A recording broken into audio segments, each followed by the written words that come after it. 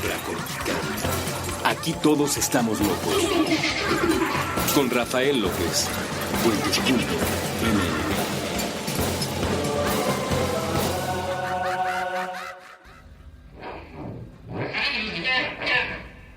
Bienvenidos a Supracortical, yo soy el doctor Rafa López, soy médico cirujano por la Universidad La Salle, soy psiquiatra por la UNAM y consultor y comunicador en semiología de la vida cotidiana. El día de hoy, si bien estoy muy contento de poder, como siempre, platicar con ustedes, también estoy un poquito agripado, así es que si por ahí estornudo, toso, o cualquier otra cosa, pues solo imagínenselo y sufran, por favor. Ya de paso después me disculpan, que siempre trato de hacer todo lo posible porque la calidad de estos programas sea la mejor desde mi parte, la creación del contenido, pero por supuesto también de paso le agradezco a todo el equipo de Puentes.me que no solo en vestir, hacer audible, quitarle los errores a estos episodios, sino que además me ayudan muchísimo en la difusión, en hacer que este proyecto llegue cada vez a más y más personas, que por cierto el Twitter sigue ahí creciendo en la cantidad de seguidores. Muchísimas gracias a todas las personas que me hacen el honor de, 1, seguirme, y 2, escribirme. Si ya andas por ahí, déjate algún comentario, comparte alguna imagen. Hay algunas personas más activas que otras, les agradezco muchísimo. Todos son bienvenidos, pero si puedes unirte a la conversación, no dejes de hacerlo en @RafaRufus. Y por supuesto también les quiero dar las gracias por eso, porque pues el proyecto ha ido creciendo y ahorita, al momento actual que estoy grabando este episodio, vamos en 800 seguidores. Cada vez que el número se repite a sí mismo, como la última vez que llegamos a los 777 seguidores, les mando por ahí un agradecimiento que es muy poquito, pero de verdad es con todo el amor. Gracias a todos los que me hacen el honor de escucharme y seguirme, y gracias a todos los que soportan mi voz sana y con gripa. Pero ahí vamos por los 888, después por los 999, y después me dará mucho gusto tener que esperarme un poco más a que lleguemos a los 1111 seguidores. Es un pequeño juego personal en el cual espero que te integres y que disfrutes de seguir la conversación. Hoy vamos a tomar uno de los temas que se me pidió precisamente a través de las redes sociales, que es la esquizofrenia.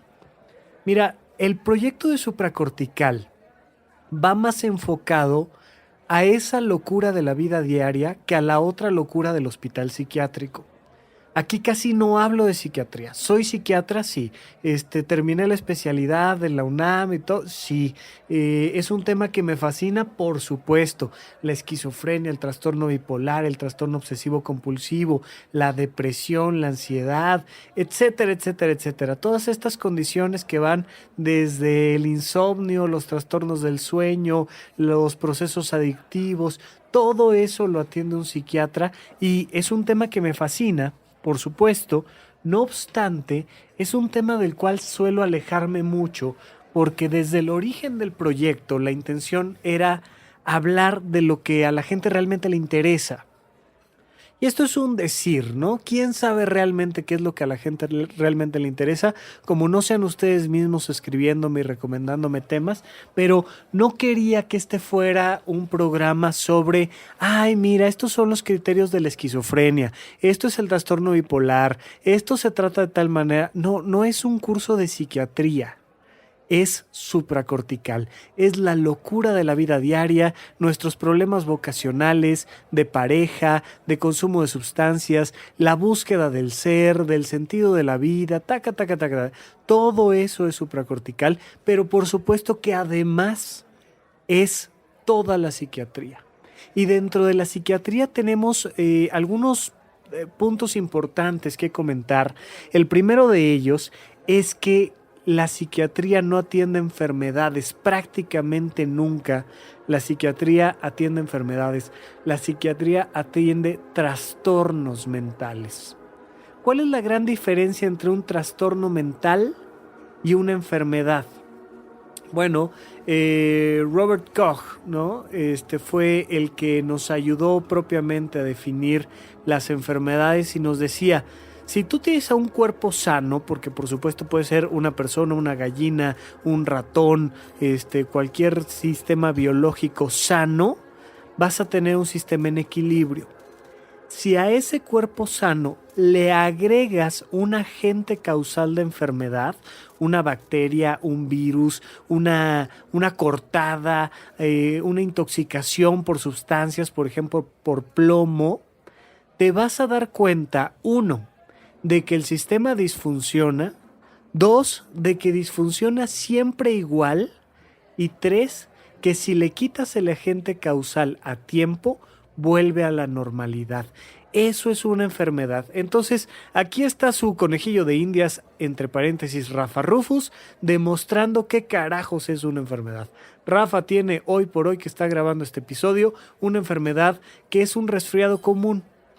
Lo más probable, no me voy a hacer estudios invasivos para demostrarlo, pero lo más probable es que traiga una infección viral y no bacteriana. ¿Qué diferencia hay entre una infección viral y una infección bacteriana? Para empezar, el tamaño del agente. Quise decir, ya saben, es que aquí como uno se morma, no es tan fácil pronunciar, pero una bacteria, imagínatela tú del tamaño de un elefante, y un virus, imagínatelo del tamaño de una hormiga. Esa es la relación primera entre el tamaño de una bacteria y de un virus.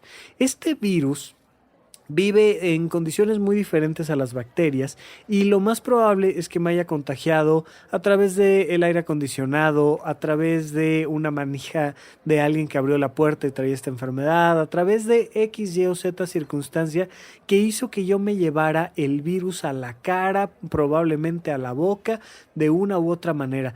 Los virus, por supuesto, que son altamente eficientes en generar el contagio entre los seres humanos, por eso siguen hasta la fecha con nosotros y es una cosa extremadamente común. Bueno, aun cuando estamos en un país, no me refiero en este momento, sino aun cuando viviéramos en un país que estuviera en estas condiciones con una, por ejemplo, epidemia de influenza, hasta el 50% de las ocasiones o más suele ser rinovirus el agente causal del resfriado común. Entonces lo más probable, por los síntomas que ustedes saben perfectamente que es que traigo la nariz tapada y demás, pues traigo una enfermedad que se llama rinovirus.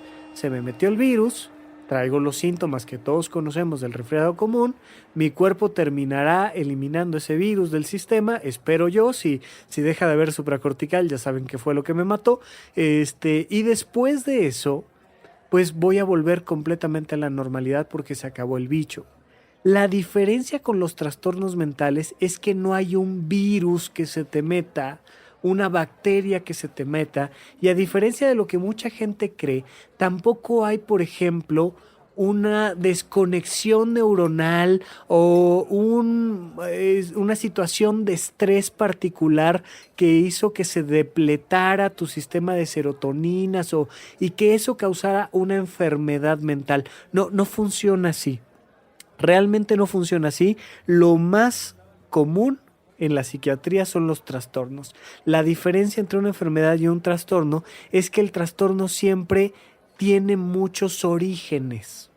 Imagínate tú, por ejemplo, un hombre de 45 años que le va muy bien, que tiene familia, que disfruta saliendo los fines de semana, que tiene actividades recreativas, que de repente pierde su trabajo y cae de un muy buen estado socioeconómico a uno muy bajo. Y entonces pues la mujer lo deja, los hijos se pelean con él empieza a beber alcohol, sus actividades recreativas eran irse de cacería todos los fines de semana porque pues, aunque créanlo o no, aún hay gente que le gusta la cacería. Bueno, y entonces se deprime y se suicida. ¿Por qué se suicidó? ¿Porque perdió el trabajo? ¿Porque tenía una escopeta en casa? ¿Porque no durmió 20 días bien? ¿Porque tomó demasiado alcohol? ¿Porque su papá sufrió depresión a la misma edad? ¿Por qué? Pues lo más probable es que por todo y por nada en especial, y por eso tiene un trastorno depresivo. Este trastorno depresivo se va a atender con un psiquiatra. Y el psiquiatra, fíjate en esto, no te va a poder hacer un estudio que demuestre que tienes depresión. Le digo yo a la gente, es como querer hacer un estudio para demostrar que este hombre está enfermo de americanismo. Le va a la América, le gusta ir al estadio y ¿sabes qué? Hay que hacerle un estudio para demostrar que le va a la América. No, no hay estudio. Simple y sencillamente observas, platicas con él y la patología pues surge. Oye, ve los partidos de la América cada fin de semana, te cae. Pues sí, pues tiene un cuadro de un trastorno americanista. ¿Qué hacemos?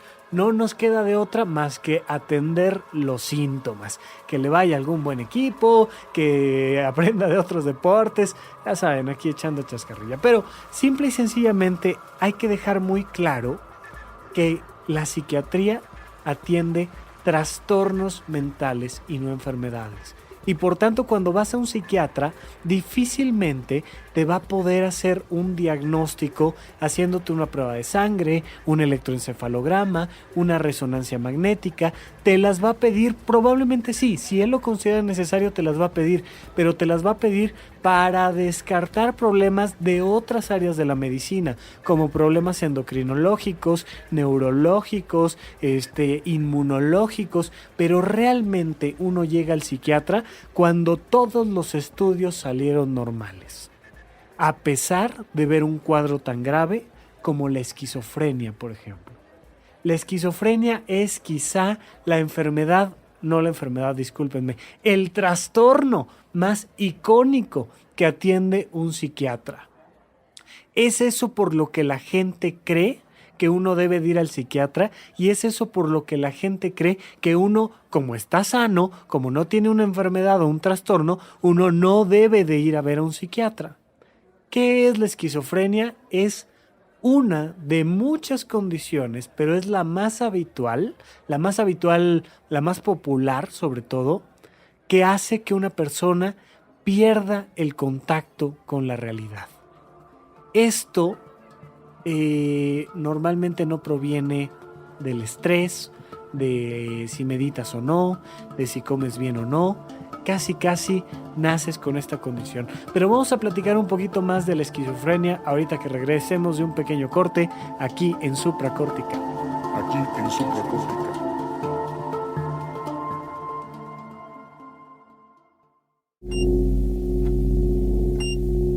Durante los primeros 3 minutos solo podía pensar en su dignidad y el frío que sentía en las plantas de los pies.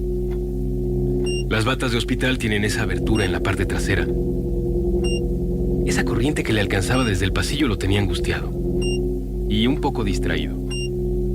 Al menos pensaba en algo distinto. Había logrado concentrarse en una cosa que no era su entrepierna.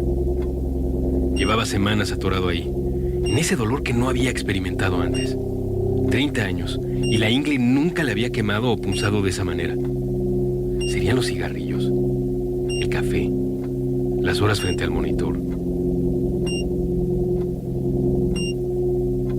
Bueno, ya estaba en la clínica y eso era el inicio de algo. O el final de algo.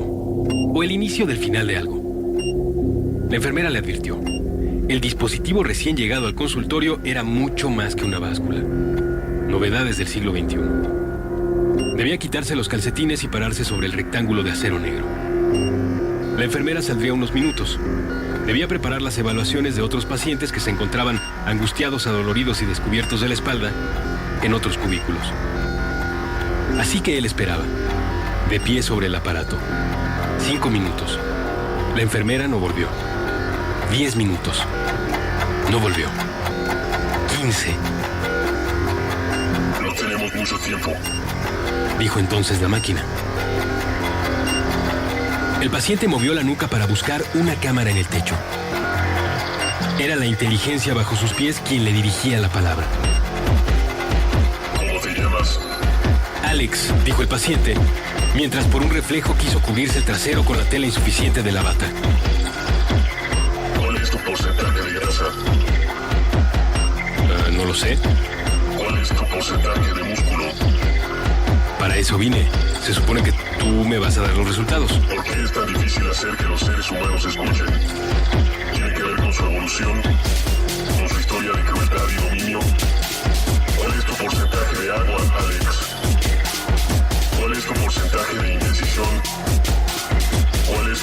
porcentaje de rabia? ¿Cuál es tu porcentaje de rencor? ¿Cuál es tu porcentaje de soledad? ¿Cuál es tu porcentaje de indiferencia? ¿Cuál es tu porcentaje de deseo? ¿Cuál es tu porcentaje de envidia? ¿Cuál es tu porcentaje de asombro? ¿Por qué confías en una máquina para obtener las respuestas? ¿Por qué le temes al final? Si tuvieras una segunda oportunidad, ¿evitarías esta vida? ¿Cuál es tu porcentaje de culpa? ¿Quién está al mando? ¿Quién es el guionista del mundo? ¿Quién ha apretado la tecla que controla tu dolor?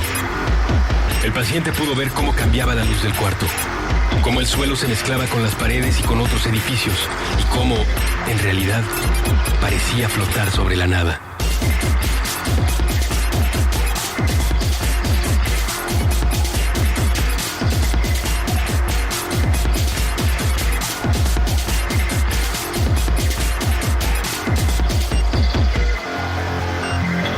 Quizás solo era un efecto de ese aire frío que doblaba por el pasillo y le llegaba helado por la espalda mientras él se quedaba allí, hincado sobre el rectángulo de acero negro. Su dolor no estaba ya dentro del cuerpo, sino esparcido por todas partes, en un punto que no podía señalar con el dedo. Cuando la enfermera abrió la puerta, encontró una bata color menta abandonada sobre el suelo. En su reporte, anotó también el equipo faltante.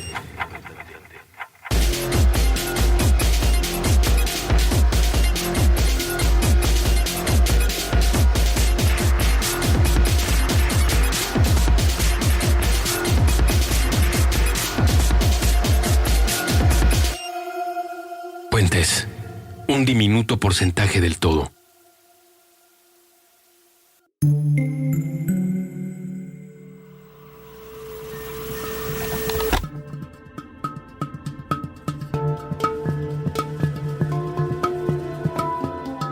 Estamos de regreso con ustedes aquí en Supracortical. Yo sigo siendo Rafa López. No olvides visitar mi página web rafalopez.net. Ahí vas a encontrar la información actualizada sobre lo que estamos haciendo, y hasta abajo de cada una de las secciones de la página te vas a encontrar un pequeño botón de suscripción. Ahí me dejas tu nombre, tu correo electrónico, y simplemente con eso te voy a estar mandando contenido exclusivo completamente gratuito, además de invitarte al contenido que sí tiene costo, como el curso de heptagrama que voy a dar en mayo y junio, que se puede tomar de manera presencial y se puede tomar de manera virtual, directamente en vivo desde tu computadora.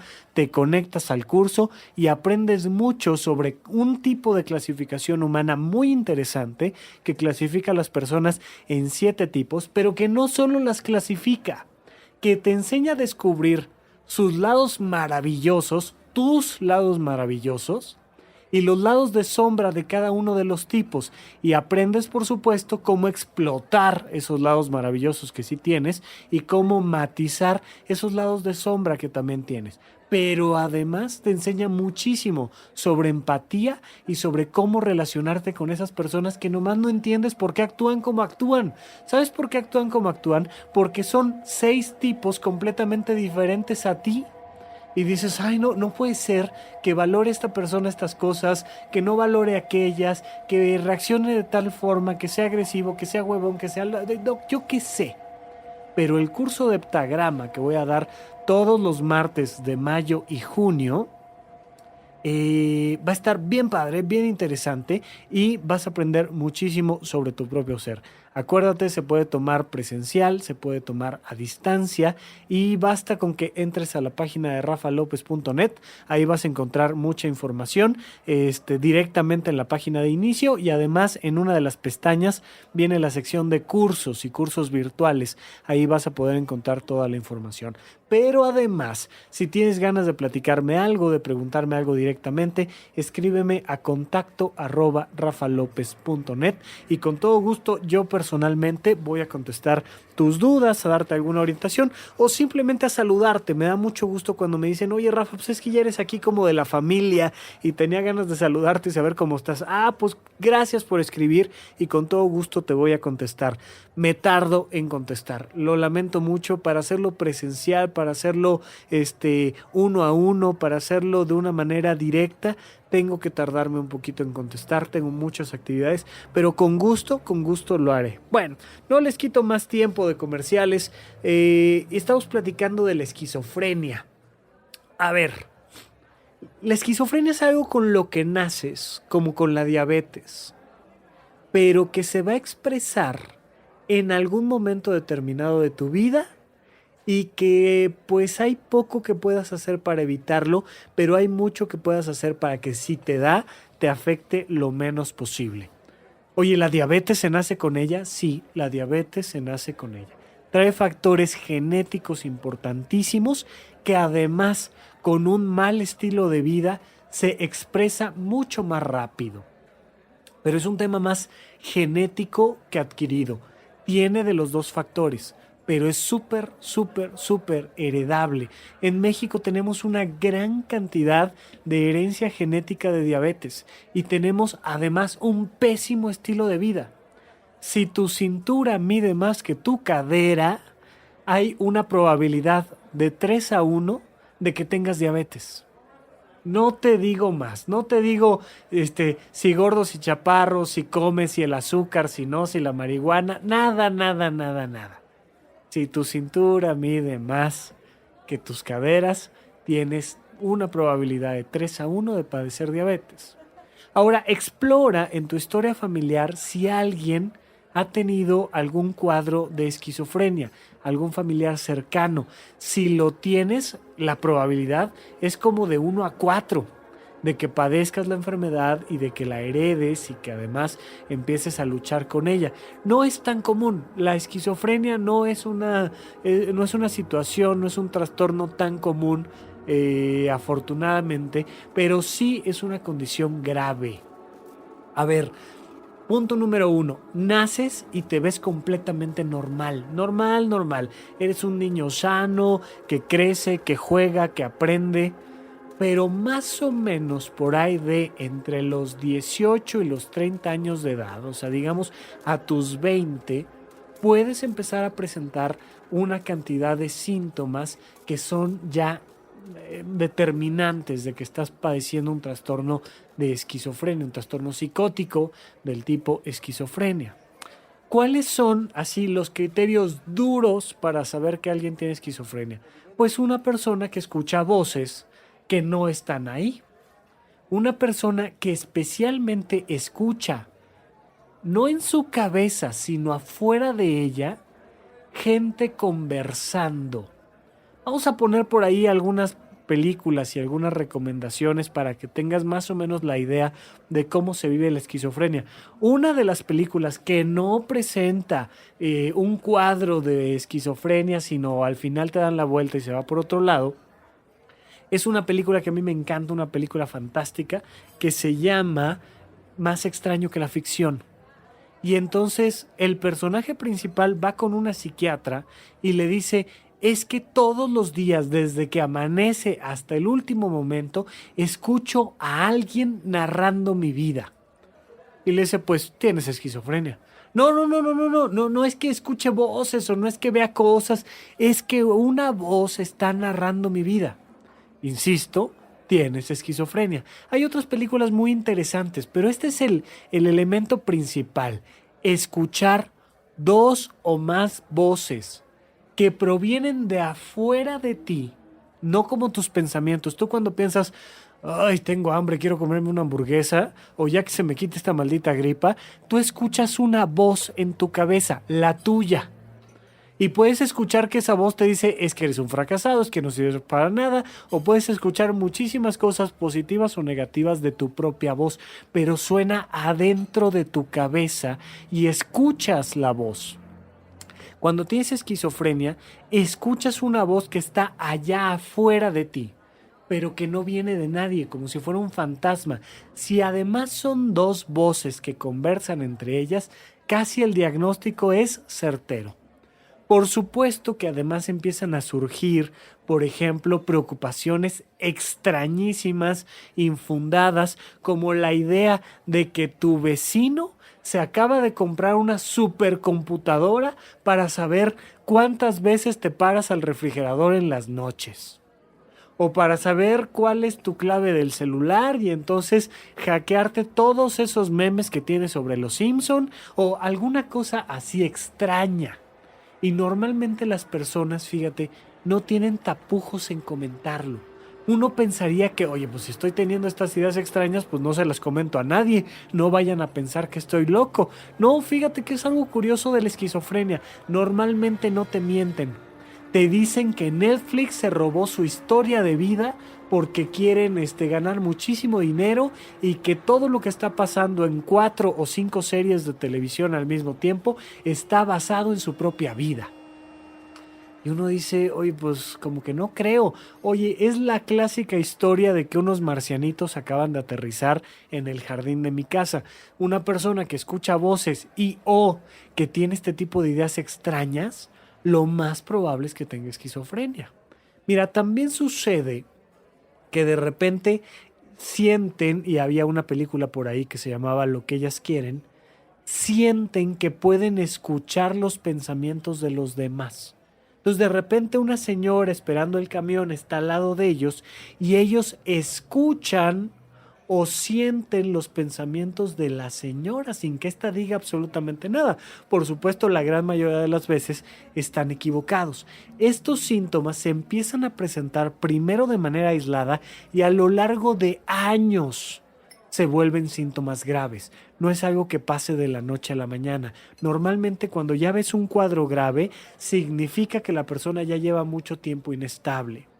De hecho, se calcula que una persona con esquizofrenia se tarda más o menos unos 10 a 15 años en llegar y recibir una atención psiquiátrica adecuada desde que comenzó a presentar síntomas francos. ¿Por qué? Porque primero no lo comentas, primero lo vas dejando pasar, la familia se acostumbra que pues tiene ciertas como ideas extrañas y poco a poco se va haciendo más grave, más grave, más grave, hasta que ya no te das cuenta de cómo llegó el elefante a la habitación. Pero hay un elefante en la habitación. Las personas suelen tardar mucho en recibir atención y recibir consulta. ¿Qué pasa? Porque se me hace una cosa bien extraña. La gente dice, yo no voy al psiquiatra porque no estoy loco. Como si ir al psiquiatra sano te fuera a afectar de alguna manera. Si no estás loco pero tienes la duda, ve al psiquiatra. Lo más probable es que pasen una de dos cosas.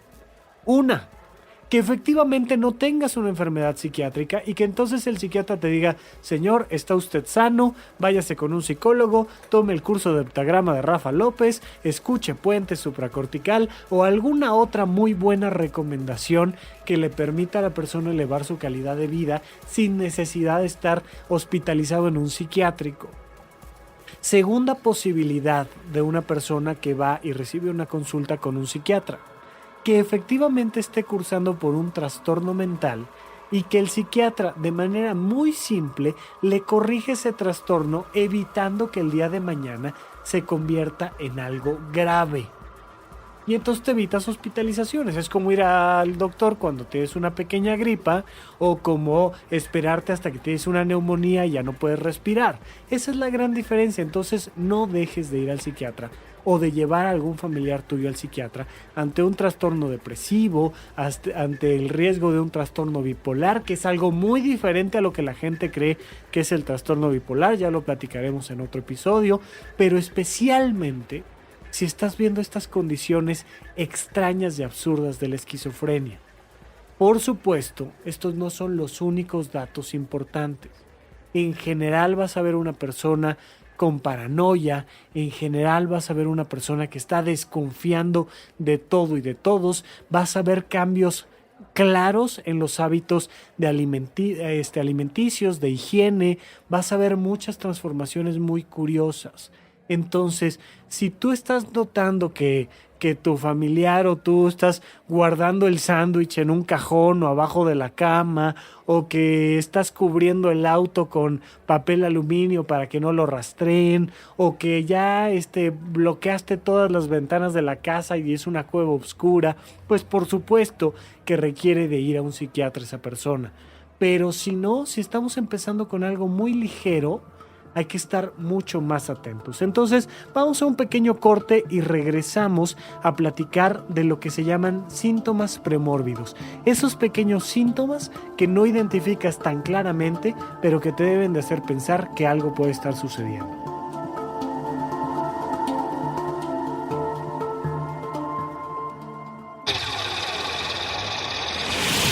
Mandas. Explicaciones científicas para tu vida diaria. Con Leonora Milán y Alejandra Ortiz Medrano. Nuevo episodio todos los miércoles a las 10 de la mañana. Puentes.me.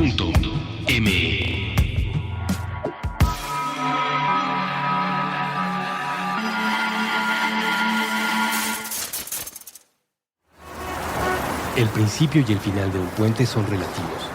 Dependen de la orilla por donde el viajero inicia el camino y la dirección a donde quiera llegar. Puentes.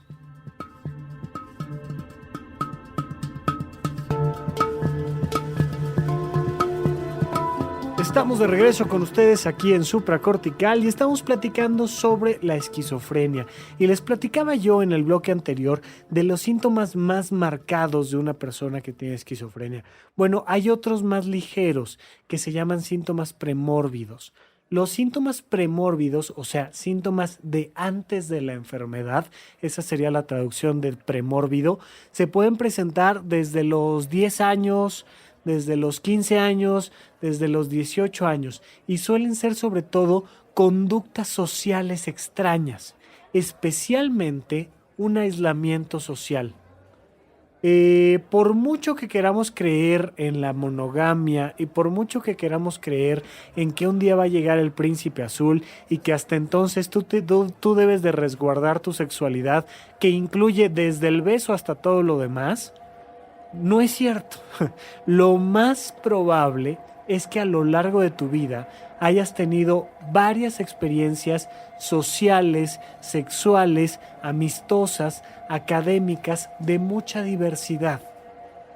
Y que hayas pasado unos exámenes y que hayas reprobado otros y que hayas tenido amigos y que te hayan traicionado y que te hayas alejado de algunos pero juntado con otros y que hayas tenido novios y novias, muchas veces de ambos, eso es completamente normal, sobre todo en los primeros años de vida, etcétera, etcétera, etcétera. Pero que ya para cuando tienes 15 años, 17, 20, 25...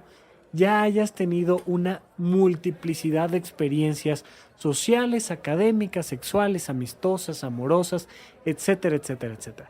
Cuando atendemos a una persona que ya está llegando a un hospital con esquizofrenia, casi siempre nos damos cuenta de que desde mucho antes se estaban presentando síntomas, como por ejemplo incapacidad para ser amigos. Pero es incapacidad, o sea, es un niño de 10 años que no puede, no quiere, no sabe jugar con sus compañeritos.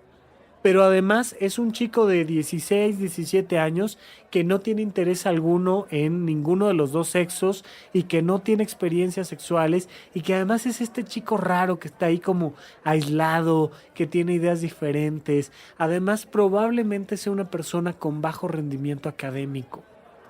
Es muy curioso, pero sí la esquizofrenia afecta directamente el rendimiento académico. Directamente sería una exageración, ¿no? Afecta bastante el rendimiento académico y te das cuenta de que es una persona, pues que sí estudió, que sí medianamente acabó la prepa, pero que a pesar de haber acabado la prepa, pues no tiene la capacidad para, ser el gerentito de una tienda de comida rápida.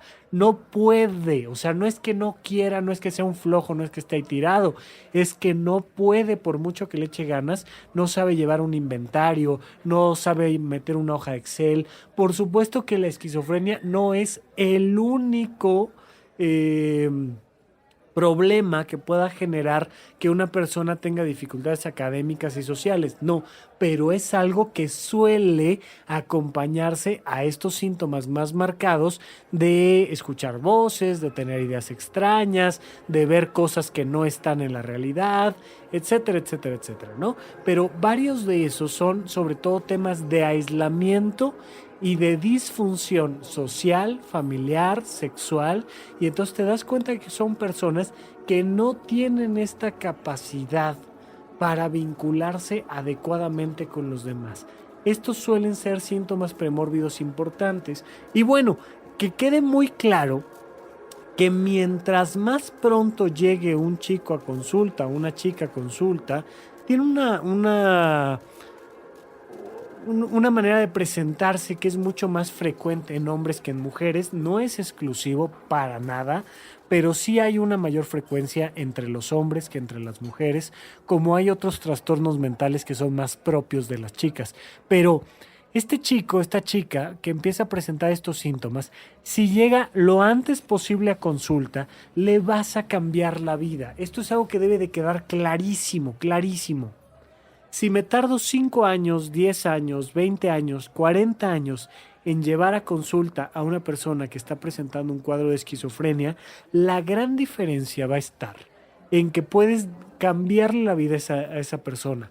Puede ser de alguien que trabaja, que tiene una familia, que apoya, que es feliz, que disfruta, que puede responsabilizarse de parte de su propia vida, o una persona que termina como indigente, tirado en la calle, recogiendo comida de la basura, sin familia, sin funcionar y siendo un problema, un riesgo, incurriendo en delitos, etcétera, etcétera, etcétera. La esquizofrenia no hace más peligrosa a una persona. La no atención médica es la que hace peligrosa a una persona. Que aún así hay muchas más personas que cometen delitos, entre comillas, sanas de su cabeza, que personas que cometen delitos por un trastorno mental. Esto es algo que debe de quedar clarísimo. Hay muchos más asesinos, entre comillas, sanos, que personas que le quitan la vida a alguien más por tener un trastorno mental. Entonces, por favor, no me anden estigmatizando gente, eso debe de quedar clarísimo. Pero sí, si llevas a esa persona a consulta psiquiátrica antes, le vas a cambiar la vida. Punto número 1. Punto número 2, si esa persona tiene el mayor grado académico posible, va a tener una mejor vida que si se queda en grados académicos más bajos. Cuando tienes enfrente de ti a una persona con esquizofrenia, que escucha voces, que siente cosas, que tiene ideas delirantes, y le dices, si tuviera yo una varita mágica, ¿qué quisieras que te cambiara de tu vida? Casi todos te dicen, me gustaría poder trabajar. Oye, ¿trabajar mejor que se te quiten las voces? Sí. ¿Trabajar mejor que se te quiten las sensaciones? Sí. ¿Trabajar mejor que...? Sí. Las personas se quieren sentir útiles. Yo no pararé de insistir en la importancia de la vocación. La vocación como pieza fundamental de la felicidad. Una persona que tiene un cuadro grave de esquizofrenia suele querer más que otra cosa trabajar, ser independiente, ser autónomo, tener sus cosas, tomar decisiones sobre su vida, saber cuándo y cuándo no tomarse sus medicamentos. Eso suele ser lo que más les piden. Y bueno, una manera de apoyarlos con esto es hacer todo lo posible, porque aunque nos tardemos, pero que lleguen al mayor grado académico que puedan llegar. Esto debe de quedar clarísimo, no solo para la esquizofrenia, sino para la educación de nuestros hijos en general. No importa qué condiciones de salud tengan, no importa qué condiciones sociales tengan, no importa cómo nos llevemos con ellos. Hay que hacer todo lo posible para que poco a poco vayan escalando en su nivel académico. Eso es una recomendación crucial, pero además el cuidado básico de su salud. Acuérdate cuál es el cuidado básico de la vida, de tu proyecto de vida en general. Come bien, duerme bien, haz ejercicio y ten actividades recreativas. Una persona con y sin esquizofrenia requiere dormir bien. es una pieza central, es básico, es un pilar fundamental. Una persona con y sin esquizofrenia debe de comer bien, debe de hacer ejercicio. El ejercicio no es opcional, no es hay para los deportistas. Es para todo el mundo, es para cuidar tu salud, es para que tengas cuadros menos graves de enfermedades y de trastornos. La depresión, entre muchas otras cosas, se atiende con ejercicio. La esquizofrenia, entre otras cosas, se atiende con ejercicio y con sueño y con una buena alimentación. Y las actividades recreativas, fundamentales para mantener en orden los niveles de serotonina, noradrenalina, dopamina, que son sustancias básicas para la felicidad.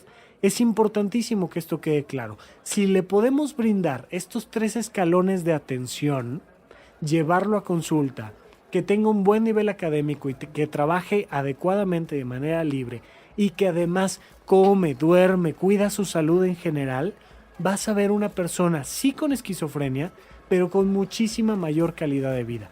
¿La esquizofrenia se cura? No se cura.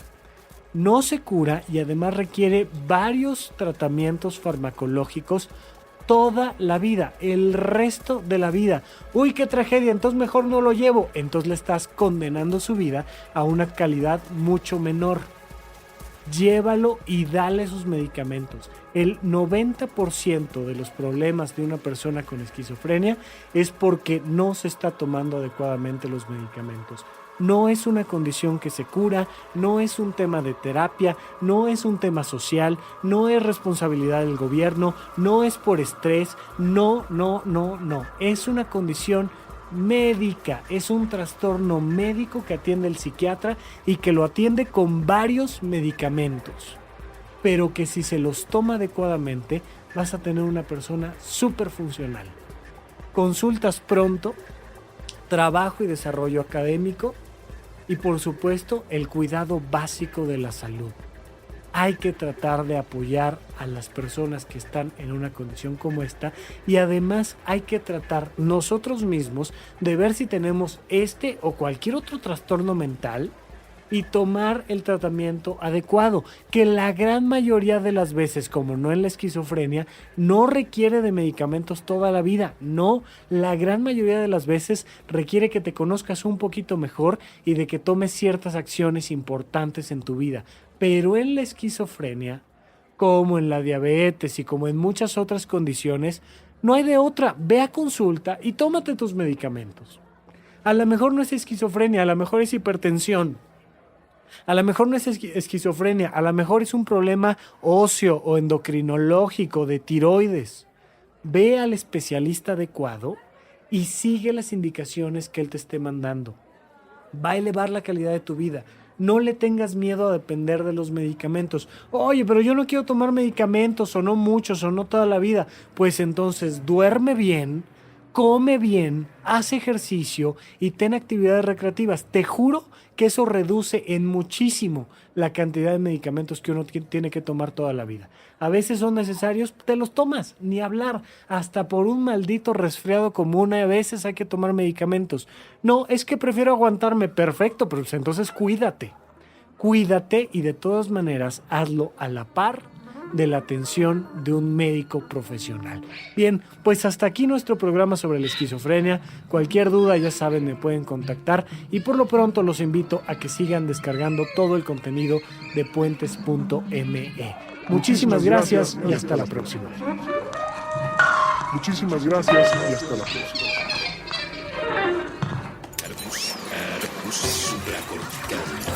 Aquí todos estamos locos. Con Rafael López. Puentes.me.